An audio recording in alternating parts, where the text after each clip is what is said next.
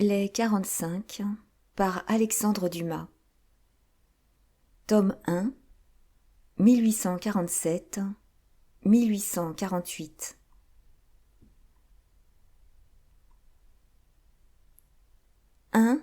La porte Saint-Antoine. Etiamsi omnes. Le 26 octobre de l'an 1585, les barrières de la porte Saint-Antoine se trouvaient encore, contre toutes les habitudes, fermées à 10h30 du matin. À 10h15, une garde de 20 Suisses, qu'on reconnaissait à leur uniforme pour être des Suisses des petits cantons, c'est-à-dire des meilleurs amis du roi Henri III, alors régnant, déboucha de la rue de la Mortellerie et s'avança vers la rue Saint-Antoine, qui s'ouvrit devant eux et se referma derrière eux. Une fois hors de cette porte, ils allèrent se ranger le long des haies qui, à l'extérieur de la barrière, bordaient les enclos épars de chaque côté de la route et, par sa seule apparition, refoula bon nombre de paysans et de petits bourgeois venant de Montreuil, de Vincennes ou de Saint-Maur pour entrer en ville avant midi, entrée qu'ils n'avaient pu opérer la porte se trouvant fermée, comme nous l'avons dit. S'il est vrai que la foule amène naturellement le désordre avec elle, on eût pu croire que, par l'envoi de cette garde, monsieur le prévôt voulait prévenir le désordre qui pouvait avoir lieu à la porte Saint-Antoine. En effet, la foule était grande. Il arrivait par les 3 routes convergentes, et cela à chaque instant, des moines des couvents de la banlieue, des femmes assises de côté sur les bas de leurs ânes, des paysans dans des charrettes, lesquels venaient s'agglomérer à cette masse déjà considérable que la fermeture inaccoutumée des portes arrêtait à la barrière. Et tous, par leurs questions plus ou moins pressantes, formaient une espèce de rumeur faisant basse continue, tandis que parfois quelques voix, sortant du diapason général, montaient jusqu'à l'octave de la menace ou de la plainte. On pouvait encore remarquer, outre cette masse d'arrivants qui voulaient entrer dans la ville, quelques groupes particuliers qui semblaient en être sortis. Ceux-là, au lieu de plonger leur regard dans Paris par les interstices des barrières, ceux-là dévoraient l'horizon, borné par le couvent des Jacobins, le prieuré de Vincennes et la croix Faubin, comme si, par quelqu'une de ces 3 routes formant éventail, il devait leur arriver quelque messie. Les derniers groupes ne ressemblaient pas mal aux tranquilles îlots qui s'élèvent au milieu de la Seine, tandis qu'autour d'eux, l'eau, en tourbillonnant et en se jouant, détache soit une parcelle de gazon, soit quelques vieux troncs de saule qui finit par s'en aller en courant après avoir hésité quelque temps sur les remous. Ces groupes, sur lesquels nous revenons avec insistance parce qu'ils méritent toute notre attention, étaient formés, pour la plupart, par des bourgeois de Paris, fort hermétiquement calfeutrés dans leurs chausses et leurs pourpoints. Car, nous avions oublié de le dire, le temps était froid, la bise agaçante, et de gros nuages, roulant près de terre, semblaient vouloir arracher aux arbres les dernières feuilles jaunissantes qui s'y balançaient encore tristement. 3 de ces bourgeois causaient ensemble, ou plutôt 2 causaient, et le 3e écoutait. Exprimons mieux notre pensée et disons « le 3e ne paraissait pas même écouter, tant était grande l'attention qu'il mettait à regarder vers Vincennes. » Occupons-nous d'abord de ce dernier. C'était un homme qui devait être de haute taille lorsqu'il se tenait debout, mais en ce moment, ses longues jambes, dont il semblait ne savoir que faire lorsqu'il ne les employait pas à leur active destination, étaient repliés sous lui, tandis que ses bras, non moins longs proportionnellement que ses jambes, se croisaient sur son pourpoint. Adossé à la haie, convenablement étayé sur les buissons élastiques, il tenait, avec une obstination qui ressemblait à la prudence d'un homme qui désire n'être point reconnu, son visage caché derrière sa large main, risquant seulement un œil dont le regard perçant dardait entre le médium et l'annulaire écarté à la distance strictement nécessaire pour le passage du rayon visuel. À côté de ce singulier personnage, un petit homme, grimpé sur une butte, causait avec un gros homme qui trébuchait à la pente de cette même butte et se raccrochait à chaque trébuchement au bouton du pourpoint de son interlocuteur. C'étaient les deux autres bourgeois, formant avec ce personnage assis le nombre cabalistique 3, que nous avons annoncé dans un des paragraphes précédents. « Oui, maître Miton, disait le petit homme au gros. Oui, je le dis et je le répète. Qu'il y aura 100 000 personnes autour de l'échafaud de Salcède. 100 000 au moins. Voyez, sans compter ceux qui sont déjà sur la place de Grève, ou qui se rendent à cette place des différents quartiers de Paris. Voyez que de gens ici, et ce n'est qu'une porte. Jugez donc, puisqu'en comptant bien, nous en trouverions 16, des portes. 100 000, c'est beaucoup, compère Friard, répondit le gros homme. Beaucoup, croyez-moi, suivront mon exemple et n'iront pas voir écarteler ce malheureux Salcède dans la crainte d'un Hourvari, et ils auront raison. Maître Miton, prenez garde, répondit le petit homme. Vous parlez là comme un politique. Il n'y aura rien, absolument rien, je vous en réponds. Puis, voyant que son interlocuteur secouait la tête d'un air de doute, « N'est-ce pas, monsieur ?» continua-t-il en se retournant vers l'homme aux longs bras et aux longues jambes, qui, au lieu de continuer à regarder du côté de Vincennes, venait, sans ôter sa main de dessus son visage, venait, disons-nous, de faire un quart de conversion et de choisir la barrière pour point de mire de son attention. « Plaît-il » demanda celui-ci, comme s'il n'eût entendu que l'interpellation qui lui était adressée et non les paroles précédant cette interpellation qui avaient été adressées au second bourgeois. « Je dis qu'il n'y aura rien en grève aujourd'hui. »« Je crois que vous vous trompez, et qu'il y aura l'écartement de Salcède, » répondit tranquillement l'homme aux longs bras. « Oui, sans doute, mais j'ajoute qu'il n'y aura aucun bruit à propos de cet écartèlement. Il y aura le bruit des coups de fouet que l'on donnera aux chevaux. Vous ne m'entendez pas. Par bruit, j'entends émeute. Or, je dis qu'il n'y aura aucune émeute en grève. S'il avait dû y avoir émeute, le roi n'aurait pas fait décorer une loge à l'hôtel de ville pour assister au supplice avec les deux reines et une partie de la cour. Est-ce que les rois savent jamais quand il doit y avoir des émeutes ?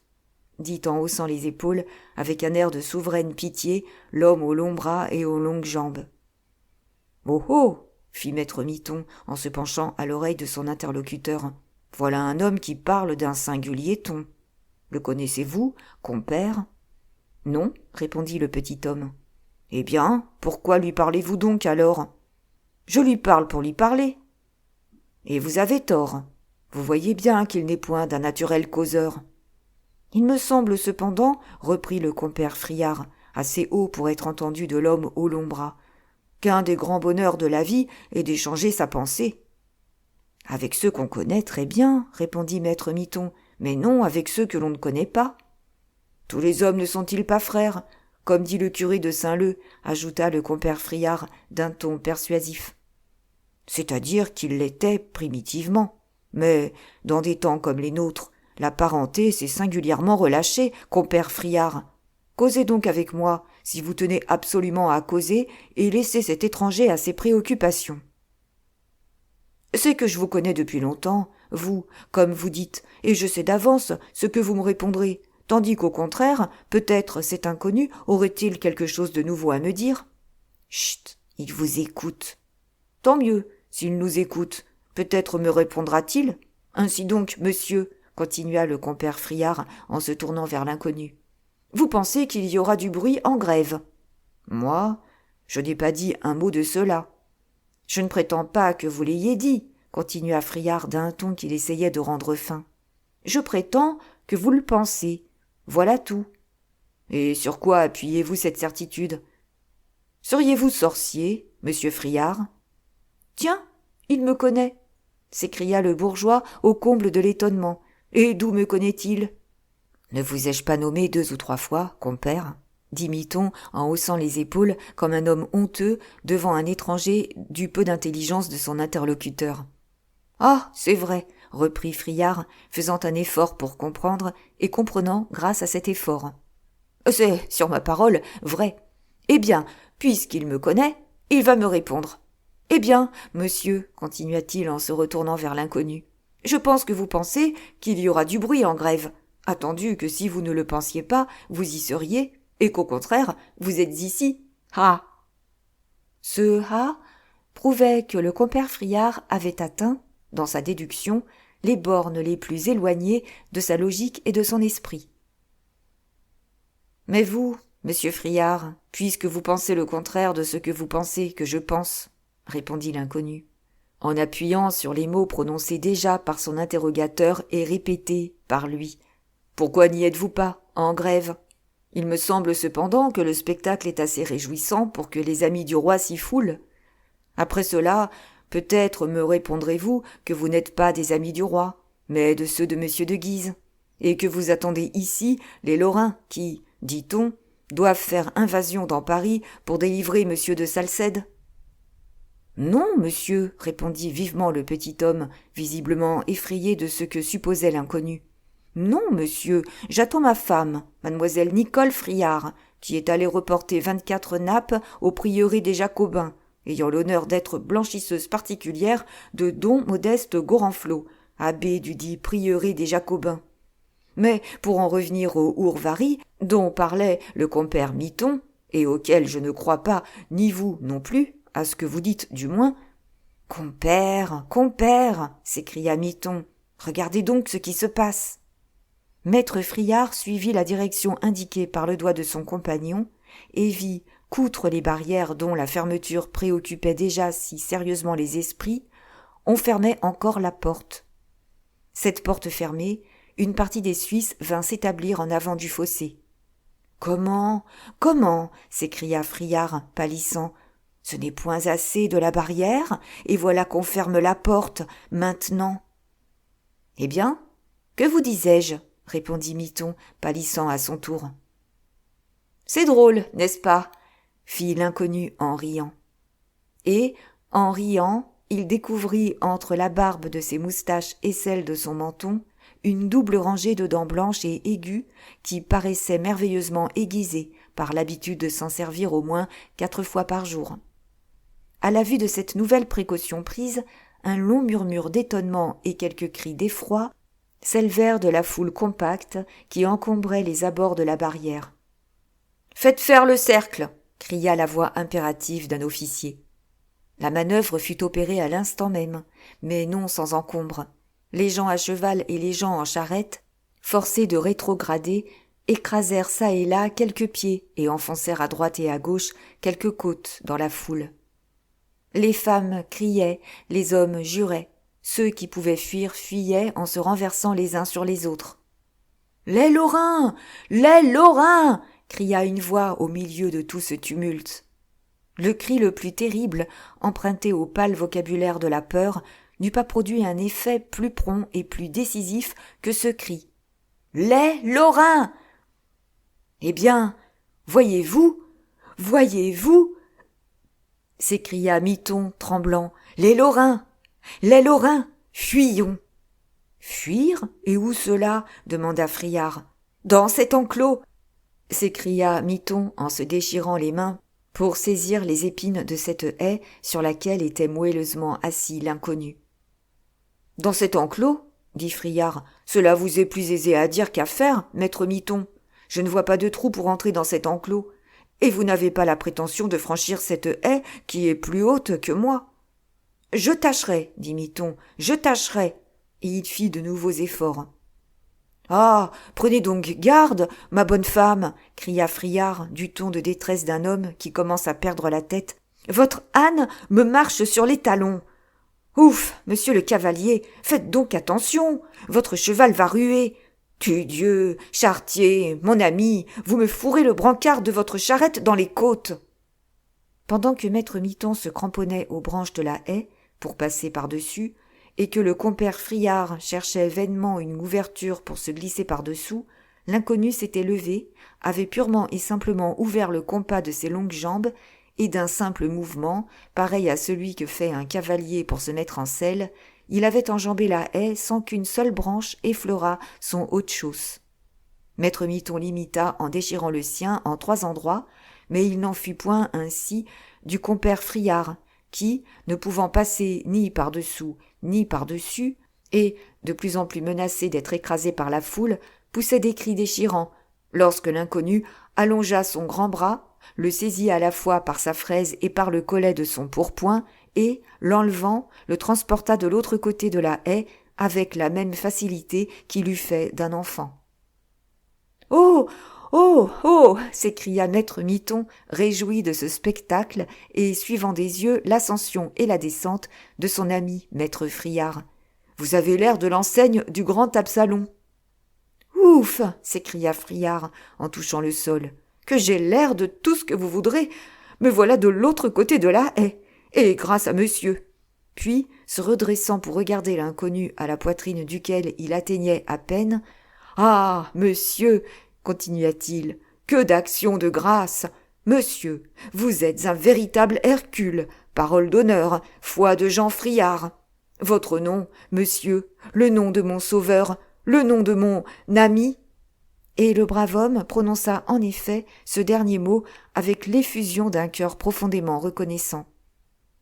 « Je m'appelle Briquet, monsieur, » répondit l'inconnu. « Robert Briquet, pour vous servir. »« Et vous m'avez déjà considérablement servi, monsieur Robert Briquet, j'ose le dire. Oh, ma femme vous bénira. Mais, à propos, ma pauvre femme, oh, mon Dieu, elle va être étouffée dans cette foule. Ah, maudits Suisses, qui ne sont bons qu'à faire écraser les gens. » Le compère Friard achevait à peine cette apostrophe qu'il sentit tomber sur son épaule une main lourde comme celle d'une statue de pierre. Il se retourna pour voir quel était l'audacieux qui prenait avec lui une pareille liberté. Cette main était celle d'un Suisse. « Voulez-vous qu'on vous assomme, mon petit ami ?» dit le robuste soldat. « Ah, nous sommes cernés !» s'écria Friard. « Sauf qui peut !» ajouta Miton. Et tous deux, grâce à la haie franchie, ayant l'espace devant eux, gagnèrent le large, poursuivis par le regard railleur et le rire silencieux de l'homme aux longs bras et aux longues jambes qui, les ayant perdus de vue, s'approcha du Suisse qu'on venait de placer là en vedette. « La main est bonne, compagnon, dit-il, à ce qu'il paraît. Mais foui, monsieur, pas mauvaise, pas mauvaise. Tant mieux, car c'est chose importante, surtout si les Lorrains venaient comme on le dit. Ils ne viennent pas. Non, pas du tout. D'où vient donc alors que l'on ferme cette porte? Je ne comprends pas. Fou, pas besoin d'y comprendre, répliqua le Suisse en riant aux éclats de sa plaisanterie. C'est juste, mon camarade, très juste, dit Robert Briquet. Merci. Et Robert Briquet s'éloigna du Suisse pour se rapprocher d'un autre groupe, tandis que le digne Helvétien, cessant de rire, murmurait « Bei Gott, ich glaube, spottet meiner. Was ist das für ein Mann, der sich erlaubt, eine Schweizer seine königlichen Majestät auszulachen ?» Ce qui, traduit en français, voulait dire « Vrai Dieu, je crois que c'est lui qui se moque de moi. Qu'est-ce que c'est donc que cet homme qui ose se moquer d'un Suisse de sa majesté ?» 2. Ce qui se passait à l'extérieur de la porte Saint-Antoine. Un de ces groupes était formé d'un nombre considérable de citoyens surpris hors de la ville par cette fermeture inattendue des portes. Ces citadins entouraient 4 ou 5 cavaliers d'une tournure fort martiale et que la clôture de ces portes gênait fort, à ce qu'il paraît, car ils criaient de tous leurs poumons « La porte! La porte !» Lesquels cris, répétés par tous les assistants avec des recrudescences d'emportement, occasionnaient dans ces moments-là un bruit d'enfer. Robert Briquet s'avança vers ce groupe et se mit à crier plus haut qu'aucun de ceux qui le composaient. « La porte! La porte !» Il en résulta qu'un des cavaliers, charmé de cette puissance vocale, se retourna de son côté, le salua et lui dit « N'est-ce pas honteux, monsieur, qu'on ferme une porte de ville en plein jour, comme si les Espagnols ou les Anglais assiégeaient Paris ?» Robert Briquet regarda avec attention celui qui lui adressait la parole et qui était un homme de 40 à 45 ans. Cet homme, en outre, paraissait être le chef de 3 ou 4 autres cavaliers qui l'entouraient. Cet examen donna sans doute confiance à Robert Briquet, car aussitôt il s'inclina à son tour et répondit « Ah, monsieur, vous avez raison, 10 fois raison, 20 fois raison. Mais, ajouta-t-il, sans être trop curieux, oserais-je vous demander quel motif vous soupçonnez à cette mesure? Pardieu, dit un assistant, la crainte qu'ils ont qu'on ne leur mange leur salcède. Cap de Biou, dit une voix, tristement jaille. Robert Briquet se retourna du côté où venait cette voix dont l'accent lui indiquait un gascon renforcé, et il aperçut un jeune homme de 20 ou 25 ans qui appuyait sa main sur la croupe du cheval de celui qui lui avait paru le chef des autres. Le jeune homme était nu-tête, sans doute il avait perdu son chapeau dans la bagarre. Maître Briquet paraissait un observateur, mais en général ses observations étaient courtes. Aussi détourna-t-il rapidement son regard du Gascon, qui, sans doute, lui parut sans importance, pour le ramener sur le cavalier. « Mais, dit-il, puisqu'on annonce que ce Salcède appartient à monsieur de Guise, ce n'est déjà point un si mauvais ragoût. »« Bah, on dit cela, » reprit le Gascon, curieux, ouvrant de grandes oreilles. « Oui, sans doute, on dit cela. »« On dit cela, » répondit le cavalier en haussant les épaules. « Mais, par le temps qui court, on dit tant de sornettes. »« Ah, ainsi ?» hasarda Briquet, avec son œil interrogateur et son sourire narquois. « Ainsi, vous croyez, monsieur, que Salcède n'est point à monsieur de Guise ?»« Non seulement je le crois, mais j'en suis sûr, » répondit le cavalier. Puis, comme il vit que Robert Briquet, en se rapprochant de lui, faisait un mouvement qui voulait dire « Ah bah, et sur quoi appuyez-vous cette certitude ?» Il continua. « Sans doute, si Salcède eût été au duc, le duc ne l'eût pas laissé prendre, ou tout au moins ne l'eût pas laissé amener ainsi de Bruxelles à Paris, pieds et poings liés, sans faire au moins en sa faveur une tentative d'enlèvement. »« Une tentative d'enlèvement ?» reprit Briquet. C'était bien hasardeux, car enfin, qu'elle réussit ou qu'elle échoua, du moment où elle venait de la part de M. de Guise avouait qu'il avait conspiré contre le duc d'Anjou. « Monsieur de Guise, » reprit sèchement le cavalier, « n'eût point été retenu par cette considération, j'en suis sûr. Et, du moment où il n'a ni réclamé ni défendu Salcède, c'est que Salcède n'est point à lui. »« Cependant, excusez si j'insiste, » continua Briquet, « mais ce n'est pas moi qui invente.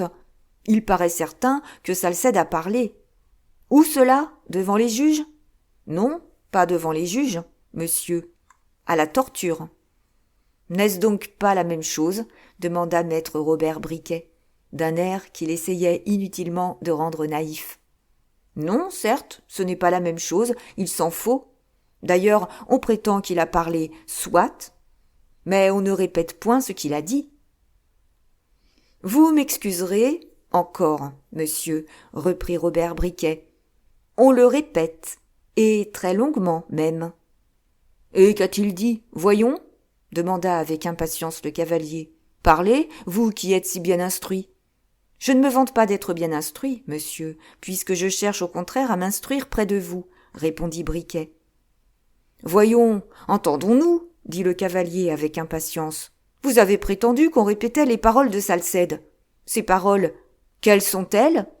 Dites. »« Je ne puis répondre, monsieur. »« Que ce soit ses propres paroles, » dit Robert Briquet, qui paraissait prendre plaisir à pousser le cavalier. « Mais enfin, quelles sont celles qu'on lui prête ? On prétend qu'il a avoué qu'il conspirait pour monsieur de Guise. Contre le roi de France, sans doute. Toujours même chanson. Non pas contre sa majesté le roi de France, mais bien contre son Altesse Monseigneur le duc d'Anjou. »« S'il a avoué cela... »« Eh bien, » demanda Robert Briquet. « Eh bien, c'est un misérable, » dit le cavalier en fronçant le sourcil. « Oui, » dit tout bas Robert Briquet, « mais s'il a fait ce qu'il a avoué, c'est un brave homme. »« Ah, monsieur, les brodequins, les strapades et le coquemard font dire bien des choses aux honnêtes gens. »« Hélas, vous dites là une grande vérité, monsieur, » dit le cavalier en se radoucissant et en poussant un soupir.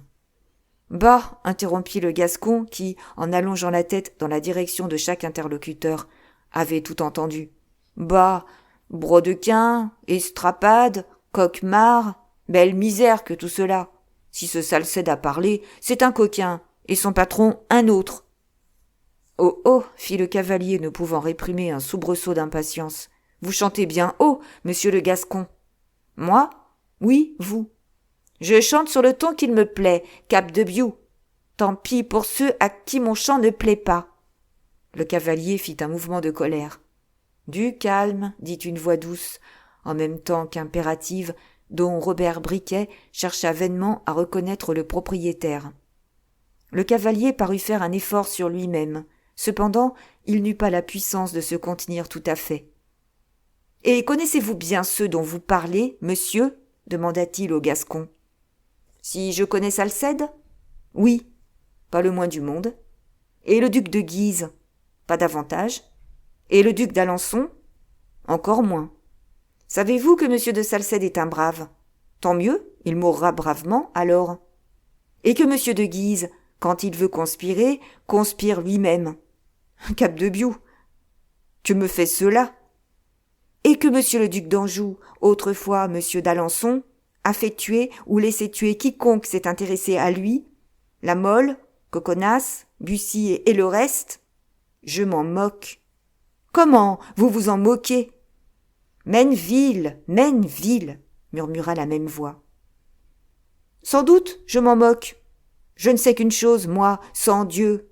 J'ai affaire à Paris aujourd'hui même, ce matin, et à cause de cet enragé de Salcède, on me ferme les portes au nez.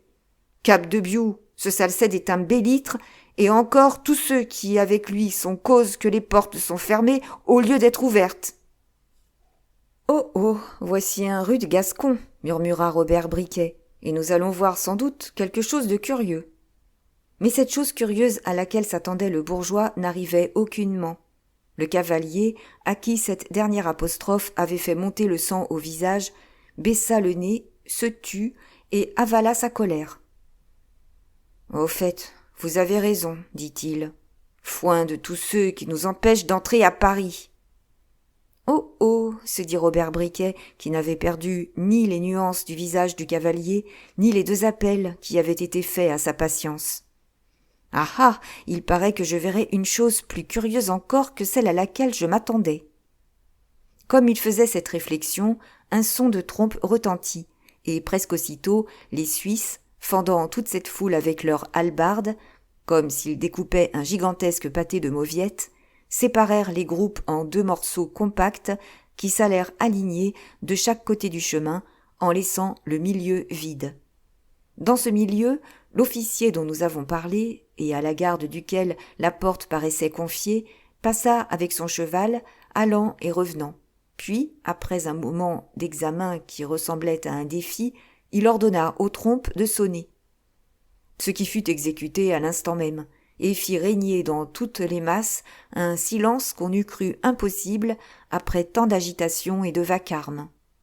Alors, le crieur, avec sa tunique fleur-de-lysée, portant sur sa poitrine un écusson aux armes de Paris, s'avança, un papier à la main, et lut de cette voix nasillarde toute particulière au lecteur. « Savoir faisons à notre bon peuple de Paris et des environs que les portes seront closes d'ici à 1 heure de relevée, et que nul ne pénétrera dans la ville avant 7 heures, et cela par la volonté du roi et par la vigilance de monsieur le prévôt de Paris. » Le crieur s'arrêta pour reprendre haleine. Aussitôt, l'assistance profita de cette pause pour témoigner son étonnement et son mécontentement par une longue huée que le crieur, il faut lui rendre cette justice, soutint sans sourciller.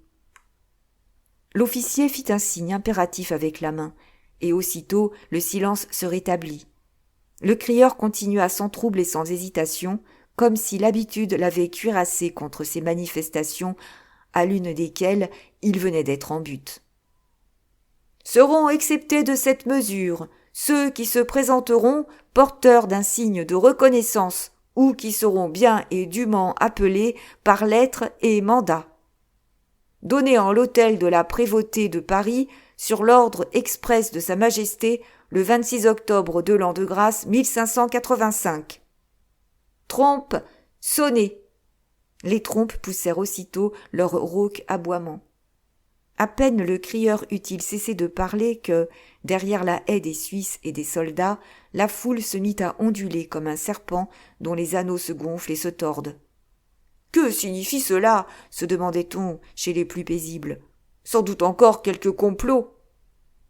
Oh oh, c'est pour nous empêcher d'entrer à Paris, sans nul doute, que la chose a été combinée ainsi, dit en parlant à voix basse à ses compagnons le cavalier qui avait supporté avec une si étrange patience les rebuffades du Gascon. Ces Suisses, ce crieur, ces verrous, ces troupes, c'est pour nous. Sur mon âme, j'en suis fier. Place, place, vous autres, cria l'officier qui commandait le détachement. Mille diables! Vous voyez bien que vous empêchez de passer ceux qui ont le droit de se faire ouvrir les portes.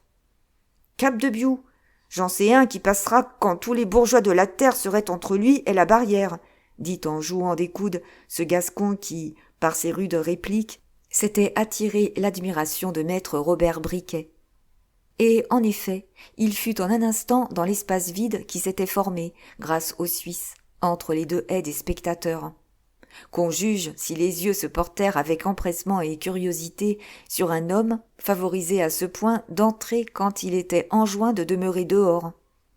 Mais le Gascon s'inquiéta peu de tous ces regards d'envie. Il se campa fièrement en faisant saillir à travers son maigre pourpoint vert tous les muscles de son corps, qui semblaient autant de cordes tendues par une manivelle intérieure. Ses poignets secs et osseux dépassaient de 3 bons pouces ses manches râpées. Il avait le regard clair, les cheveux jaunes et crépus, soit de nature, soit de hasard, car la poussière entrait pour un bon dixième dans leur couleur. Ses pieds, grands et souples, s'emmanchaient à des chevilles nerveuses et sèches comme celles d'un daim. À l'une de ses mains, à une seule, il avait passé un gant de peau brodée, tout surpris de se voir destiné à protéger cette autre peau plus rude que la sienne. De son autre main, il agitait une baguette de coudrier. Il regarda un instant autour de lui, puis, pensant que l'officier dont nous avons parlé était la personne la plus considérable de cette troupe, il marcha droit à lui. Celui-ci le considéra quelque temps avant de lui parler. Le Gascon, sans se démonter le moins du monde, en fit autant. « Mais vous avez perdu votre chapeau, ce me semble, lui dit-il. « Oui, monsieur. »« Est-ce dans la foule ? » ?»« Non. Je venais de recevoir une lettre de ma maîtresse. Je la lisais, Capdebioux, près de la rivière, à 1/4 de lieue d'ici, quand tout à coup, un coup de vent m'enlève lettre et chapeau. Je courus après la lettre, quoique le bouton de mon chapeau fût un seul diamant. Je rattrapai ma lettre. Mais quand je revins au chapeau, le vent l'avait emporté dans la rivière, et la rivière dans Paris. Il fera la fortune de quelques pauvres diables, tant mieux. De sorte que vous êtes nu-tête. Ne trouve-t-on pas de chapeau à Paris, Capdebioux ? J'en achèterai un plus magnifique, et j'y mettrai un diamant 2 fois gros comme le premier. L'officier haussa imperceptiblement les épaules, mais si imperceptible que fût ce mouvement, il n'échappa point au Gascon. « S'il vous plaît, fit-il. « Vous avez une carte ? Demanda l'officier. « Certes que j'en ai une, et plutôt 2 qu'une. Une seule suffira, si elle est en règle. Mais je ne me trompe pas, continua le Gascon en ouvrant des yeux énormes. Eh non, Capdebioux, je ne me trompe pas. J'ai le plaisir de parler à monsieur de Loignac. C'est possible, monsieur, répondit sèchement l'officier, visiblement peu charmé de cette reconnaissance. À monsieur de Loignac, mon compatriote. Je ne dis pas non. Mon cousin. C'est bon, votre carte. La voici. Le Gascon tira de son gant la moitié d'une carte découpée avec art. Suivez-moi, dit Loignac, sans regarder la carte. Vous et vos compagnons, si vous en avez. Nous allons vérifier les laissez-passer. Et il alla prendre poste près de la porte. Le Gascon, à tête nue, le suivit. 5 autres individus suivirent le Gascon à tête nue. Le premier était couvert d'une magnifique cuirasse si merveilleusement travaillée qu'on eût cru qu'elle sortait des mains de Benvenuto Cellini. Cependant, comme le patron sur lequel cette cuirasse avait été faite avait un peu passé de mode, cette magnificence éveilla plutôt le rire que l'admiration. Il est vrai qu'aucune autre partie du costume de l'individu porteur de cette cuirasse ne répondait à la splendeur presque royale du prospectus. Le second, qui emboîta le pas, était suivi d'un gros laquais grisonnant et maigre, et hâlé comme il l'était, semblait le précurseur de Don Quichotte, comme son serviteur pouvait passer pour le précurseur de Sancho. Le troisième parut portant un enfant de 10 mois entre ses bras, suivi d'une femme qui se cramponnait à sa ceinture de cuir, tandis que 2 autres enfants, l'un de 4 ans, l'autre de 5, se cramponnaient à la robe de la femme. Le quatrième apparut, boitant et attaché à une longue épée. Enfin, pour clore la marche, un jeune homme d'une belle mine s'avança sur un cheval noir, poudreux, mais d'une belle race. Celui-là, près des autres, avait l'air d'un roi. Forcé de marcher assez doucement pour ne pas dépasser ses collègues, peut-être d'ailleurs intérieurement satisfait de ne point marcher trop près d'eux, ce jeune homme demeura un instant sur les limites de la haie formée par le peuple. En ce moment, il se sentit tirer par le fourreau de son épée et se pencha en arrière. Celui qui attirait son attention par cet attouchement était un jeune homme aux cheveux noirs, à l'œil étincelant, petit, fluet, gracieux et les mains gantées. « Qu'y a-t-il pour votre service, monsieur » demanda le cavalier. « Monsieur, une grâce. »« Parlez, mais parlez vite, je vous prie. Vous voyez que l'on m'attend. »« J'ai besoin d'entrer en ville, monsieur. Besoin impérieux, comprenez-vous ? De votre côté, vous êtes seul et avez besoin d'un page qui fasse encore honneur à votre bonne mine. Eh bien, donnant, donnant. Faites-moi entrer, je serai votre page. »« Merci, dit le cavalier, mais je ne veux être servi par personne. »« Pas même par moi ?» demanda le jeune homme avec un si étrange sourire que le cavalier sentit se fondre l'enveloppe de glace où il avait tenté d'enfermer son cœur.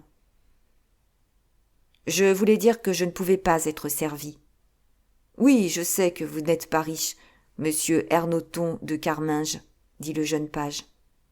Le cavalier tressaillit, mais sans faire attention à ce tressaillement, l'enfant continua.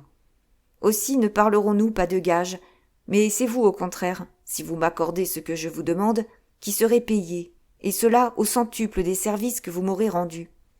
Laissez-moi donc vous servir, je vous prie, en songeant que celui qui vous prie a ordonné quelquefois. » Le jeune homme lui serra la main, ce qui était bien familier pour un page.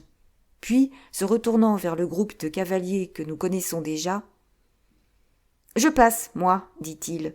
C'est le plus important. Vous, Menneville, tâchez d'en faire autant par quelque moyen que ce soit. »« Ce n'est pas tout que vous passiez, répondit le gentilhomme. Il faut qu'il vous voie. »« Oh, soyez tranquille. Du moment où j'aurai franchi cette porte, il me verra. » N'oubliez pas le signe convenu. 2 doigts sur la bouche, n'est-ce pas ? Oui, maintenant que Dieu vous aide. Eh bien, fit le maître du cheval noir. Mons le page. Nous décidons-nous ? Me voici, maître, répondit le jeune homme, et il sauta légèrement en croupe derrière son compagnon qui alla rejoindre les 5 autres élus occupés à exhiber leurs cartes et à justifier de leurs droits. Ventre de biche, dit Robert Briquet, qui les avait suivis des yeux. Voilà tout un arrivage de Gascons où le diable m'emporte. 3. La revue. Cet examen que devaient passer nos 6 privilégiés que nous avons vus sortir des rangs du populaire pour se rapprocher de la porte n'était ni bien long ni bien compliqué. Il s'agissait de tirer une moitié de carte de sa poche et de la présenter à l'officier, lequel la comparait à une autre moitié, et si, en la rapprochant, ces 2 moitiés s'emboîtaient en faisant un tout, les droits du porteur de la carte étaient établis. Le Gascon à tête nue s'était approché le premier. Ce fut en conséquence par lui que la revue commença. « Votre nom » demanda l'officier. « Mon nom ? Monsieur l'officier. Il est écrit sur cette carte sur laquelle vous verrez encore autre chose. »« N'importe. Votre nom, » répéta l'officier avec impatience. « Ne savez-vous pas votre nom ? » ?»« Si fait, je le sais, Cap de Biou. Et je l'aurais oublié que vous pourriez me le dire, puisque nous sommes compatriotes et même cousins. Votre nom. 1000 diables. Croyez-vous que j'ai du temps à perdre en reconnaissance ? C'est bon. Je me nomme Père Ducasse de Pincornet. Père Ducasse de Pincornet, reprit monsieur de Loignac, à qui nous donnerons désormais le nom dont l'avait salué son compatriote. puis jetant les yeux sur la carte. Père Ducasse, de Pincornet, 26 octobre 1585, à midi précis.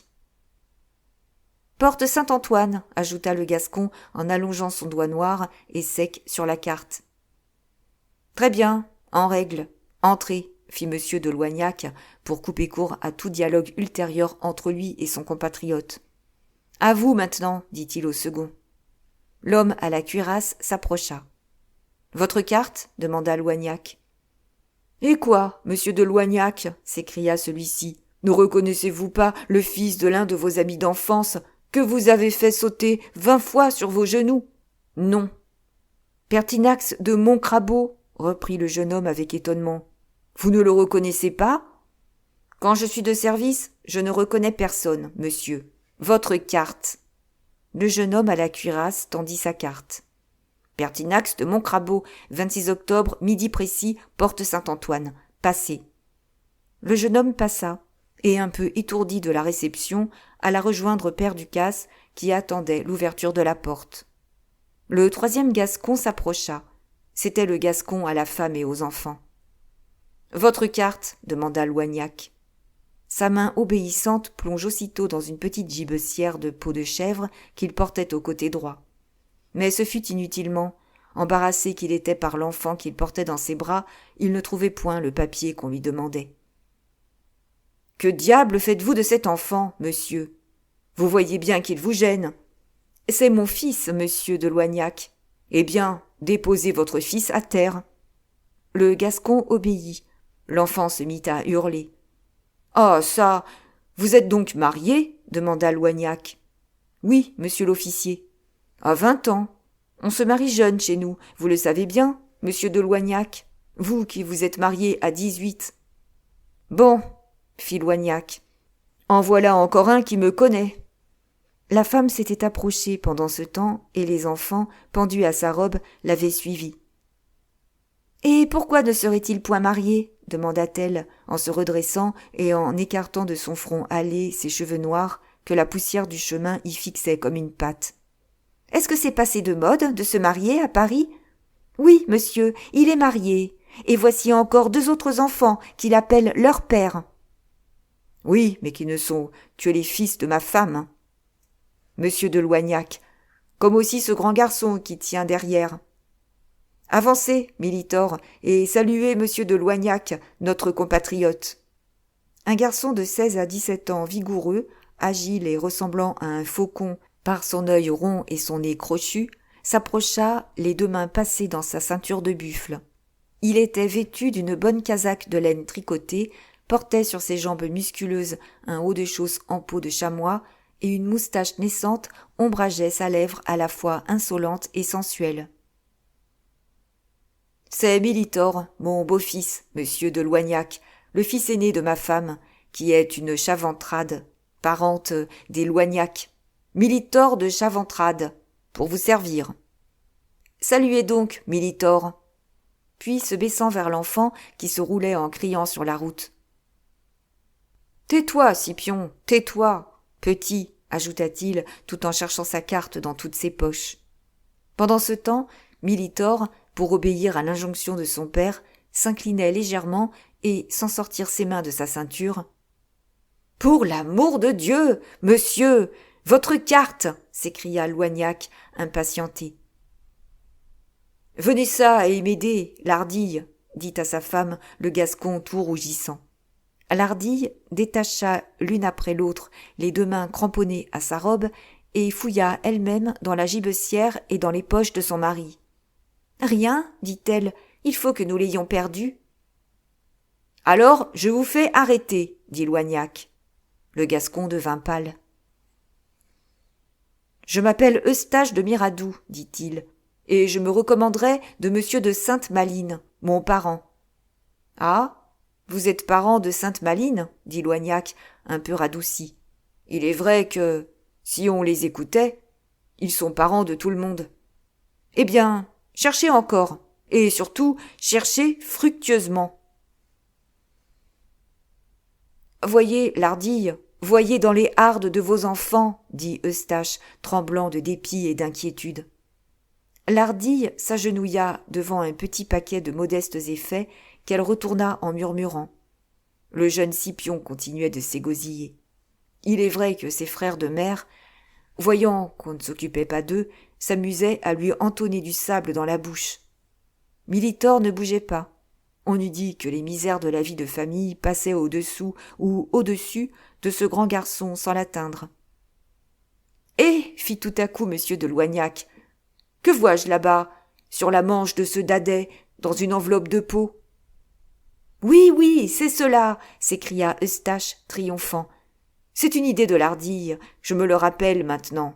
Elle a cousu cette carte sur Militor. » « Pour qu'il portât quelque chose, dit ironiquement de Loignac. Fi, le grand veau, qui ne tient même pas ses bras ballants, dans la crainte de porter ses bras. » Les lèvres de Militor blêmirent de colère, tandis que son visage se marbrait de rouge sur le nez, le menton et les sourcils. « Un veau n'a pas de bras, grommela-t-il, avec de méchants yeux.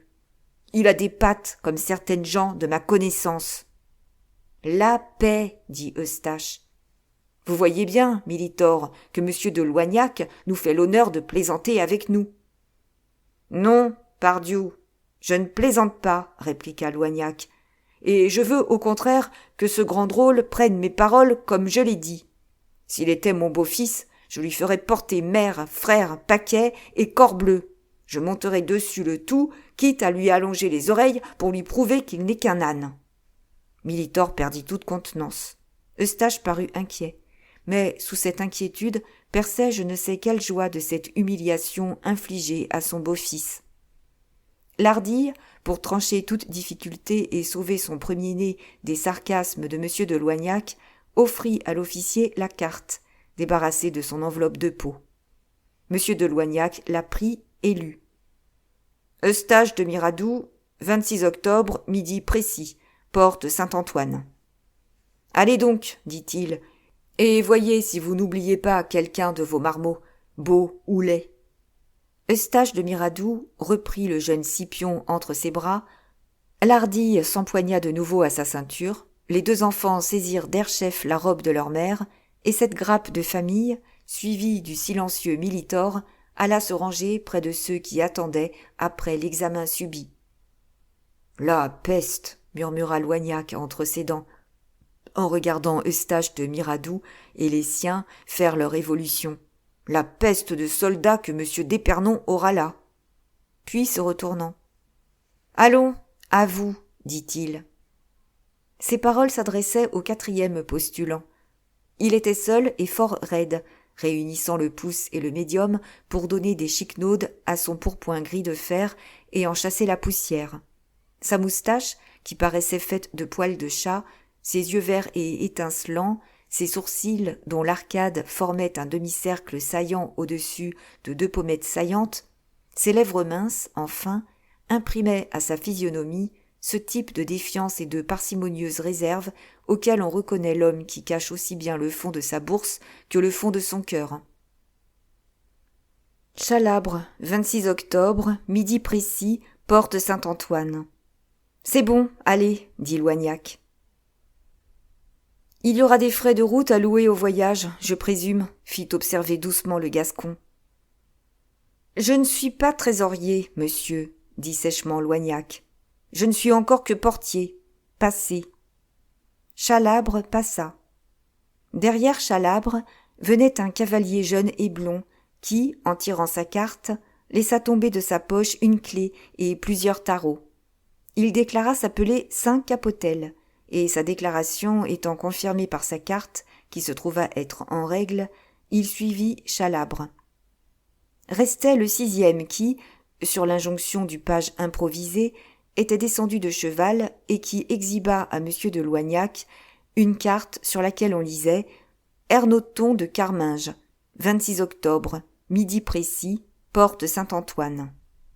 Tandis que monsieur de Loignac lisait, le page, descendu de son côté, s'occupait à cacher sa tête en rattachant la gourmette parfaitement attachée du cheval de son faux maître.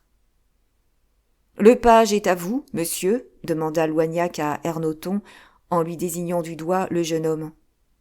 Vous voyez, monsieur le capitaine, dit Ernoton, qui ne voulait mentir ni trahir, vous voyez qu'il bride mon cheval.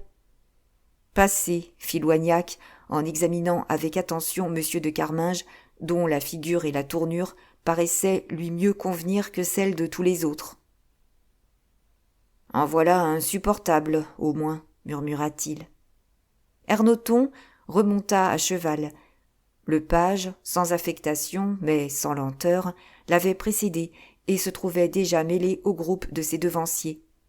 « Ouvrez la porte, dit Loignac, et laissez passer ces 6 personnes et les gens de leur suite. »« Allons, vite, vite, mon maître, dit le page, en selle, et partons. » Ernoton céda encore une fois à l'ascendant qu'exerçait sur lui cette bizarre créature, et la porte étant ouverte, il piqua son cheval et s'enfonça, guidé par les indications du page, jusque dans le cœur du faubourg Saint-Antoine. Loignac fit derrière les 6 élus refermer la porte, au grand mécontentement de la foule qui, la formalité remplie, croyait qu'elle allait passer à son tour, et qui, voyant son attente trompée, témoigna bruyamment son improbation.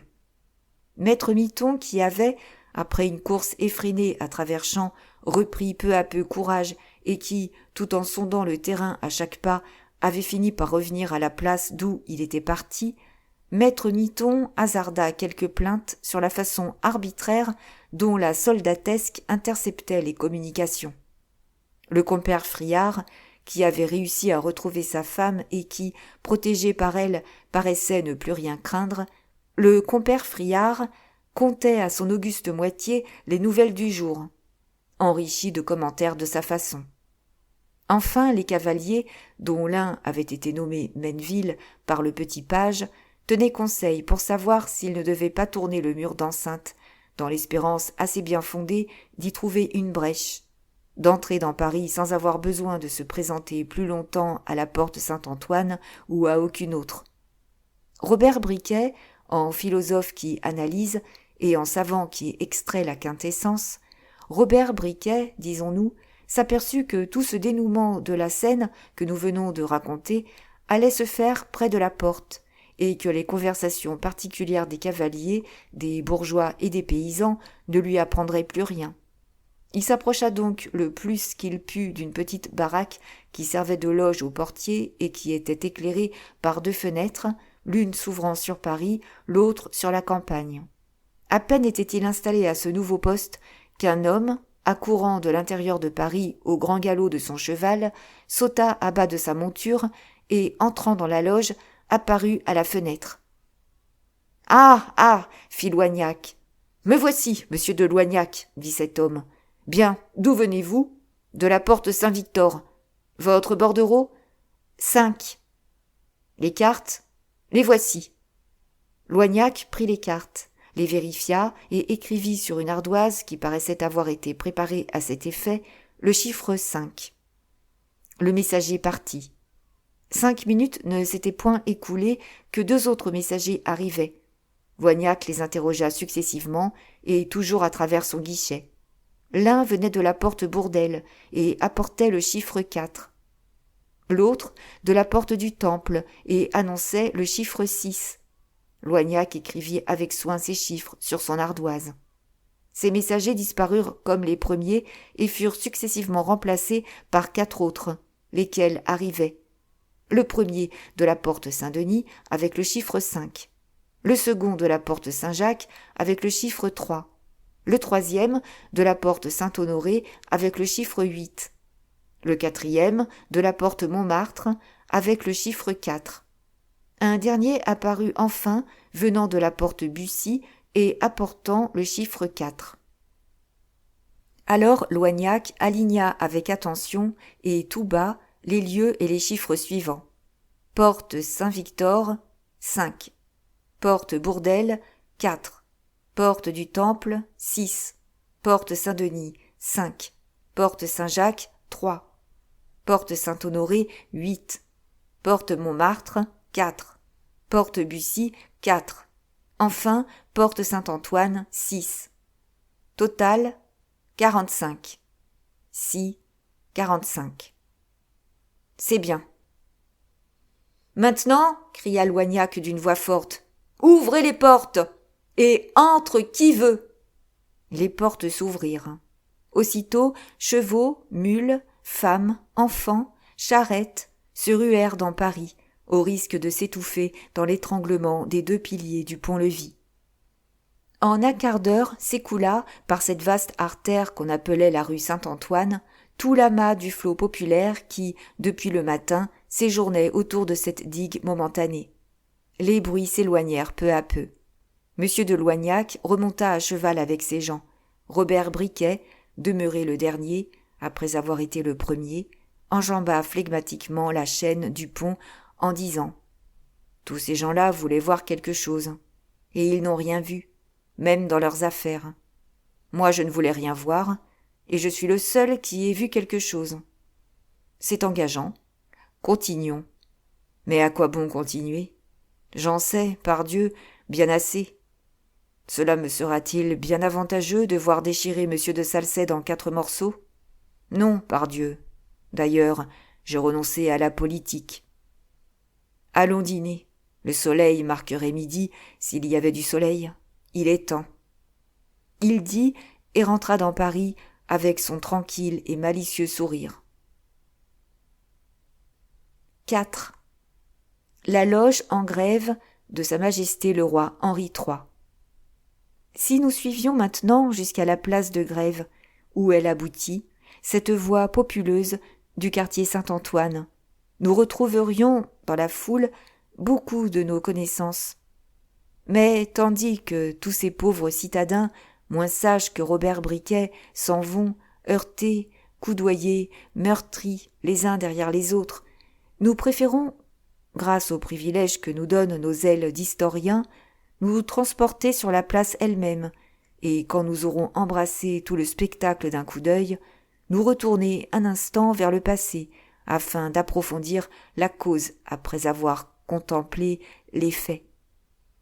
On peut dire que maître Friard avait raison, en portant à 100 000 hommes, au moins, le chiffre des spectateurs qui devaient s'entasser sur la place de Grève et aux environs pour jouir du spectacle qui s'y préparait. Paris tout entier s'était donné rendez-vous à l'hôtel de ville, et Paris est fort exact.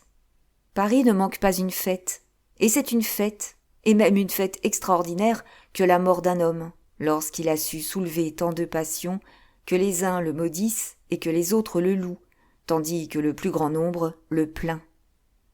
Le spectateur qui réussissait à déboucher sur la place, soit par le quai, près du cabaret de l'image Notre-Dame, soit par le porche même de la place Baudoyer, apercevait tout d'abord, au milieu de la grève, les archers du lieutenant de robe courte, Tanchon, et bon nombre de Suisses et de chevaux légers entourant un petit échafaud élevé de 4 pieds environ.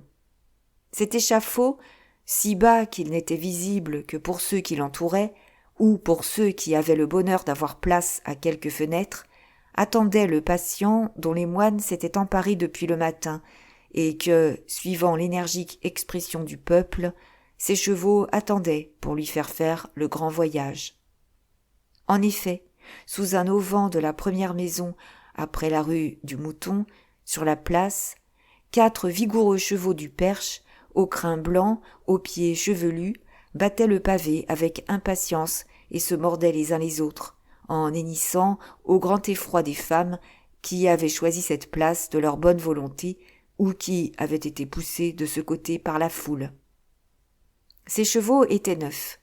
À peine quelquefois par hasard avaient-ils, dans les plaines herbeuses de leur pays natal, supporté sur leurs larges échines l'enfant joufflu de quelques paysans attardés au retour des champs, lorsque le soleil se couche. Mais après l'échafaud vide, après les chevaux hennissants, ce qui attirait d'une façon plus constante les regards de la foule, c'était la principale fenêtre de l'hôtel de ville, tendue de velours rouge et or, et au balcon de laquelle pendait un tapis de velours orné de l'écusson royal. C'est qu'en effet cette fenêtre était la loge du roi. 1h30 sonnait à Saint-Jean en grève, lorsque cette fenêtre, pareille à la bordure d'un tableau, s'emplit de personnages qui venaient poser dans leur cadre. Ce fut d'abord le roi Henri III, pâle, presque chauve, quoiqu'il n'eût à cette époque que 34 à 35 ans, l'œil enfoncé dans son orbite bistrée et la bouche toute frémissante de contractions nerveuses. Il entra, morne, le regard fixe, à la fois majestueux et chancelant, étrange dans sa tenue, étrange dans sa démarche, ombre plutôt que vivant, spectre plutôt que roi, mystère toujours incompréhensible et toujours incompris pour ses sujets, qui, en le voyant paraître, ne savaient jamais s'ils devaient crier « Vive le roi !» ou prier pour son âme. Henri était vêtu d'un pourpoint noir passementé de noir. Il n'avait ni ordre ni pierrerie. Un seul diamant brillait à son toquet, servant d'agrafe à 3 plumes courtes et frisées. Il portait dans sa main gauche un petit chien noir que sa belle-sœur, Marie Stuart, lui avait envoyé de sa prison, et sur la robe soyeuse duquel brillaient ses doigts fins et blancs comme des doigts d'albâtre.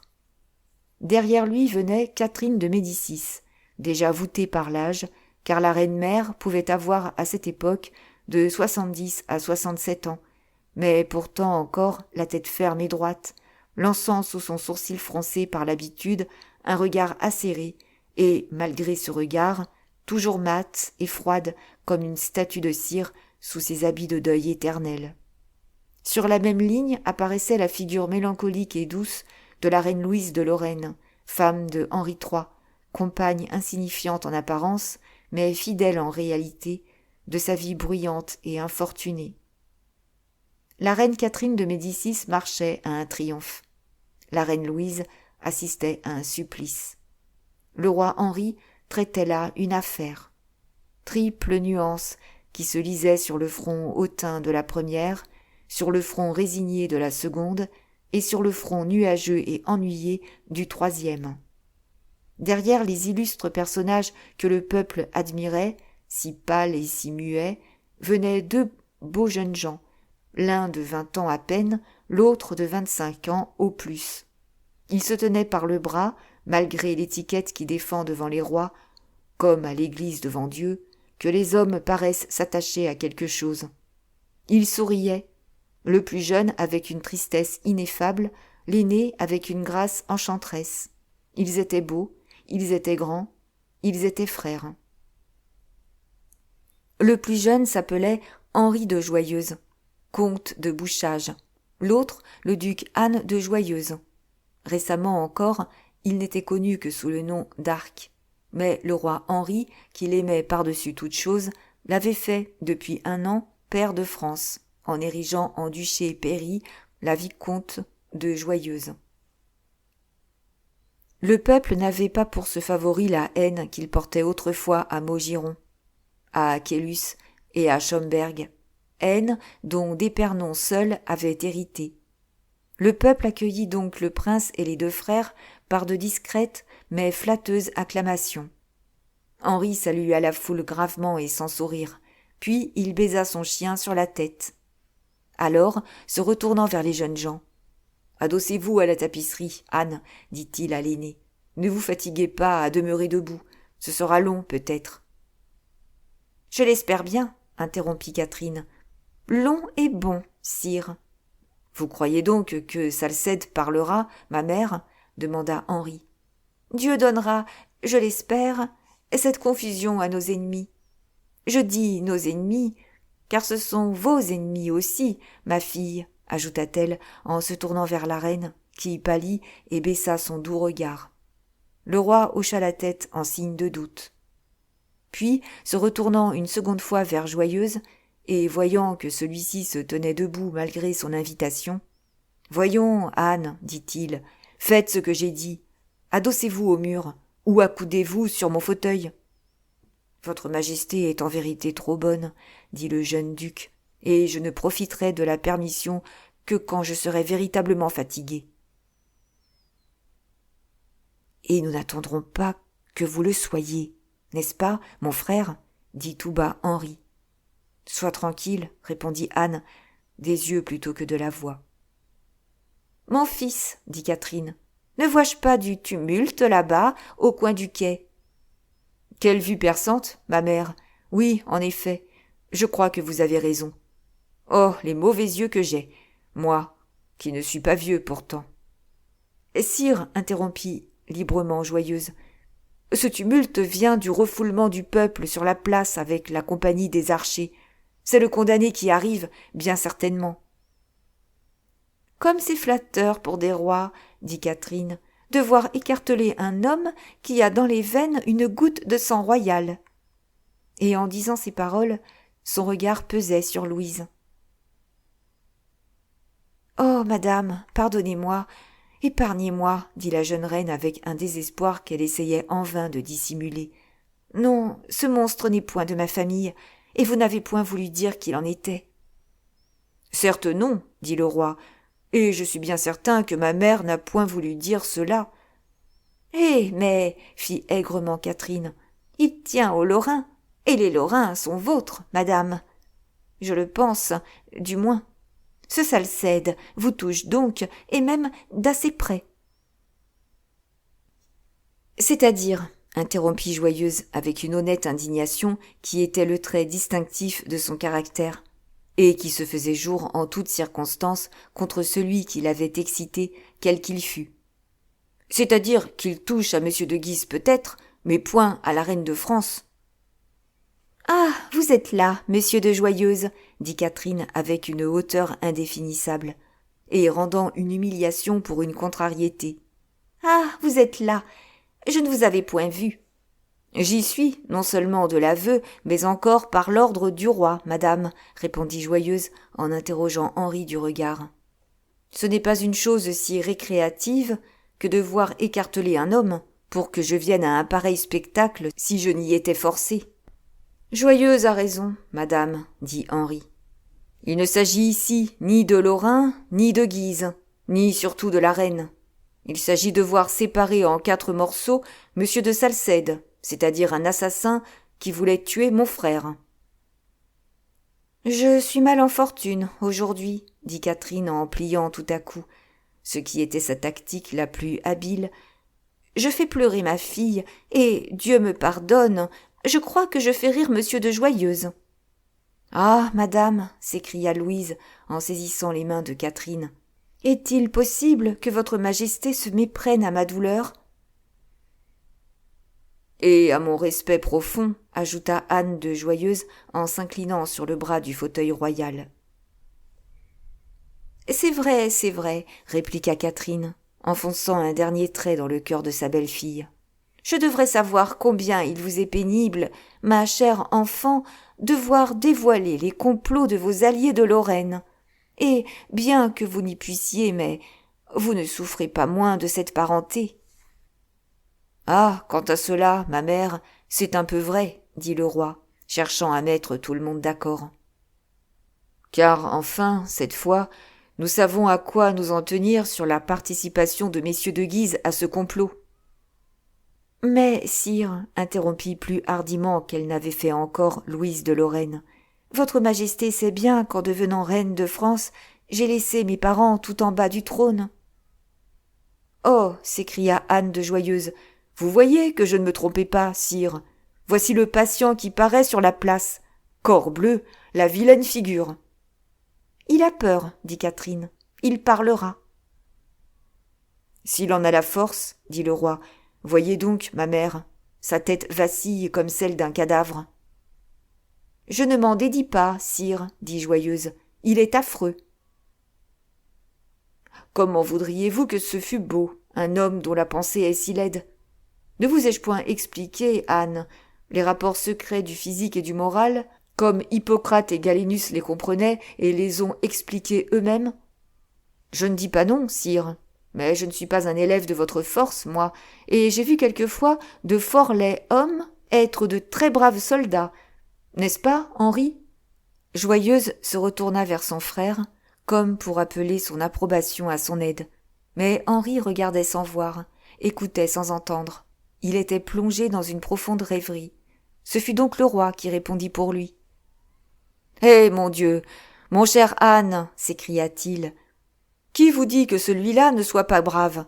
Il l'est, pardieu, comme un ours, comme un loup, comme un serpent. Ne vous rappelez-vous pas ses façons? Il a brûlé, dans sa maison, un gentilhomme normand, son ennemi. Il s'est battu 10 fois et a tué 3 de ses adversaires. Il a été surpris faisant de la fausse monnaie et condamné à mort pour ce fait. À telles enseignes, dit Catherine de Médicis, qu'il a été gracié par l'intercession de monsieur le duc de Guise, votre cousin, ma fille. Cette fois, Louise était à bout de ses forces. Elle se contenta de pousser un soupir. « Allons, dit Joyeuse, voilà une existence bien remplie, et qui va finir bien vite. »« J'espère, monsieur de Joyeuse, dit Catherine, qu'elle va, au contraire, finir le plus lentement possible. »« Madame, dit Joyeuse en secouant la tête, je vois là-bas, sous cet auvent, de si bons chevaux et qui me paraissent si impatients d'être obligés de demeurer là à ne rien faire, que je ne crois pas à une bien longue résistance des muscles, tendons et cartilages de monsieur de Salcède. »« Oui, si l'on ne prévoyait point le cas, mais mon fils est miséricordieux, ajouta la reine avec un de ces sourires qui n'appartenaient qu'à elle. Il fera dire aux aides de tirer mollement.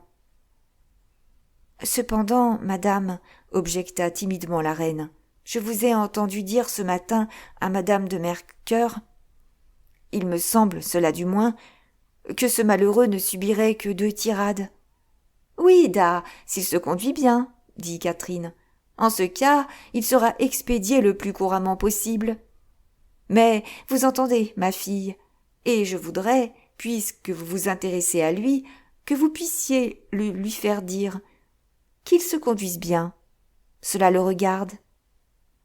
C'est que, madame, dit la reine, Dieu ne m'ayant point, comme à vous, donné la force, je n'ai pas grand cœur à voir souffrir.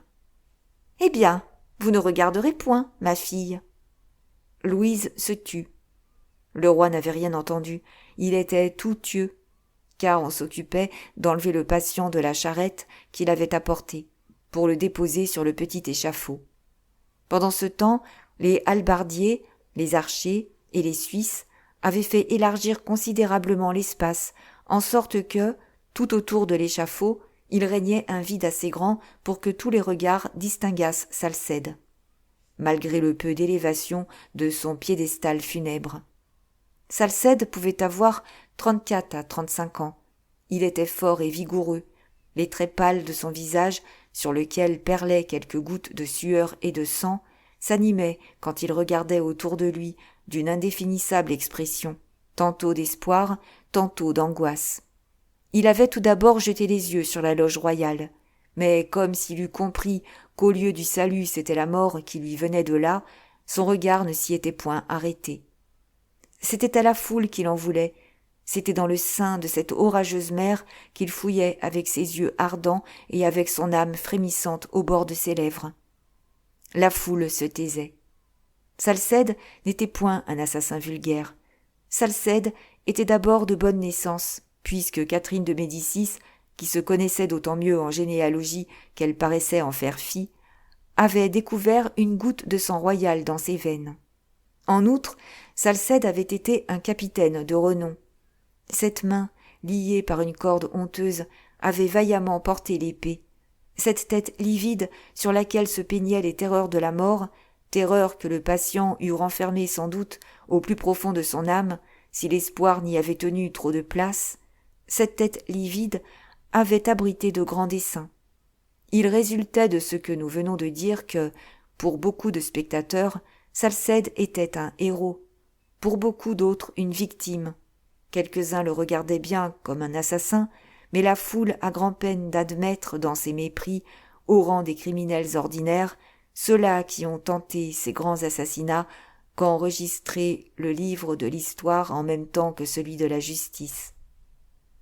Aussi racontait-on dans la foule que Salcède était né d'une race de guerriers, que son père avait combattu rudement monsieur le cardinal de Lorraine, ce qui lui avait valu une mort glorieuse au milieu du massacre de la Saint-Barthélemy, mais que plus tard le fils, oublieux de cette mort, ou plutôt sacrifiant sa haine à une certaine ambition pour laquelle les populations ont toujours quelque sympathie, que ce fils, disons-nous, avait pactisé avec l'Espagne et avec les Guises pour anéantir dans les Flandres la souveraineté naissante du duc d'Anjou, si fort haï des Français.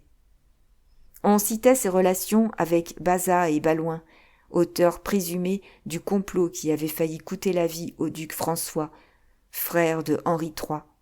On citait l'adresse qu'avait déployée Salcède dans toute cette procédure pour échapper à la roue, au gibet et aux bûchers sur lesquels fumait encore le sang de ses complices.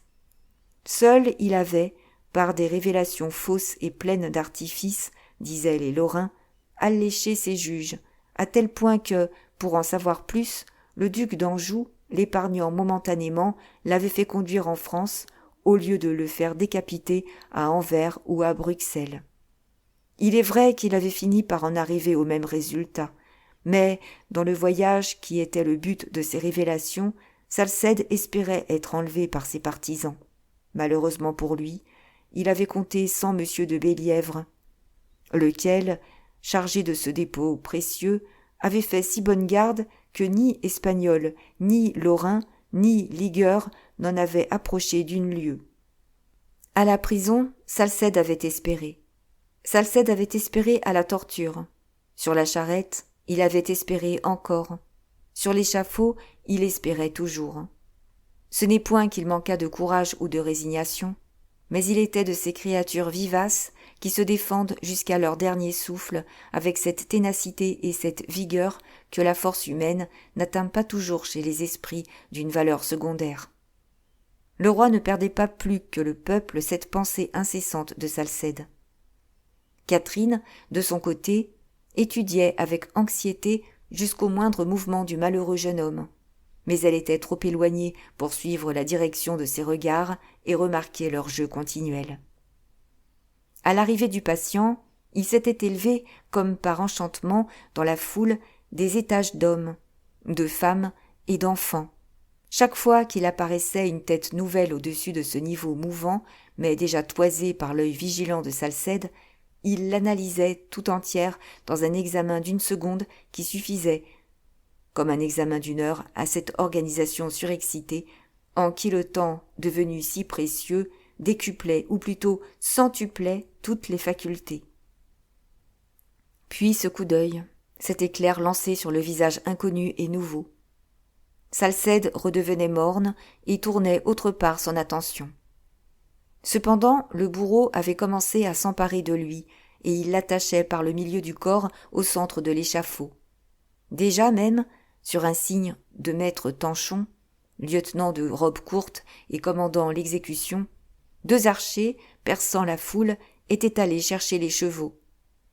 Dans une autre circonstance, ou dans une autre intention, les archers n'eussent pu faire un pas au milieu de cette masse compacte. Mais la foule savait ce qu'allaient faire les archers, et elle se serrait, et elle faisait passage, comme sur un théâtre encombré, on fait toujours place aux acteurs chargés de rôles importants. En ce moment, il se fit quelque bruit à la porte de la loge royale, et l'huissier, soulevant la tapisserie, prévint les majestés que le président Brisson et 4 conseillers, dont l'un était le rapporteur du procès, désiraient avoir l'honneur de converser un instant avec le roi au sujet de l'exécution. « C'est à merveille, » dit le roi, puis se retournant vers Catherine. « Eh bien, ma mère, » continua-t-il, « vous allez être satisfaite ?» Catherine fit un léger signe de tête en témoignage d'approbation. « Faites entrer ces messieurs, » reprit le roi. « Sire, une grâce, » demanda Joyeuse. « Parle, Joyeuse, » fit le roi, « et pourvu que ce ne soit pas celle du condamné. »« Rassurez-vous, sire. »« J'écoute. »« Sire, il y a une chose qui blesse particulièrement la vue de mon frère, et surtout la mienne. Ce sont les robes rouges et les robes noires. Que votre majesté soit donc assez bonne pour nous permettre de nous retirer. »« Comment ?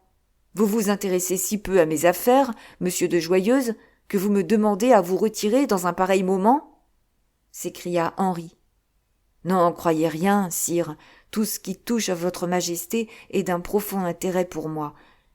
Mais je suis d'une misérable organisation, et la femme la plus faible est, sur ce point, plus forte que moi. Je ne puis voir une exécution que je n'en sois malade 8 jours. Or, comme il n'y a plus guère que moi qui ris à la cour depuis que mon frère, je ne sais pas pourquoi, ne rit plus. Jugez ce que va devenir ce pauvre Louvre, déjà si triste, si je m'avise, moi, de le rendre plus triste encore. Ainsi, par grâce, sire. Tu veux me quitter, Anne, dit Henri avec un accent d'indéfinissable tristesse. Peste, sire, vous êtes exigeant. Une exécution en grève, c'est la vengeance et le spectacle à la fois, et quel spectacle! Celui dont, tout au contraire de moi, vous êtes le plus curieux. La vengeance et le spectacle ne vous suffisent pas, et il faut encore que vous jouissiez en même temps de la faiblesse de vos amis. Reste, Joyeuse, reste. Tu verras que c'est intéressant. Je n'en doute pas. Je crains même, comme je l'ai dit à votre Majesté, que l'intérêt ne soit porté à un point où je ne puisse plus le soutenir. Ainsi, vous permettez, n'est-ce pas, sire? Allons, dit Henri III en soupirant. Fais donc à ta fantaisie. Ma destinée est de vivre seul. Et le roi se retourna, le front plissé, vers sa mère, craignant qu'elle n'eût entendu le colloque qui venait d'avoir lieu entre lui et son favori. Catherine avait l'ouïe aussi fine que la vue, mais lorsqu'elle ne voulait pas entendre, nulle oreille n'était plus dure que la sienne. Pendant ce temps, Joyeuse s'était penchée à l'oreille de son frère et lui avait dit « Alerte, alerte du bouchage !» Tandis que ses conseillers vont entrer, glisse-toi derrière leur grande robe. Et esquivons-nous. Le roi dit oui maintenant, dans 5 minutes, il dira non. Merci, merci, mon frère, répondit le jeune homme. J'étais comme vous. J'avais hâte de partir. Allons, allons. Voici les corbeaux qui paraissent. Disparaît, tendre rossignol. En effet, derrière messieurs les conseillers, on vit fuir, comme deux ombres rapides, les 2 jeunes gens. Sur eux retomba la tapisserie aux pans lourds. Quand le roi tourna la tête, ils avaient déjà disparu. Henri poussa un soupir et baisa son petit chien. Merci pour votre écoute jusqu'à présent. Suite au prochain épisode. À bientôt.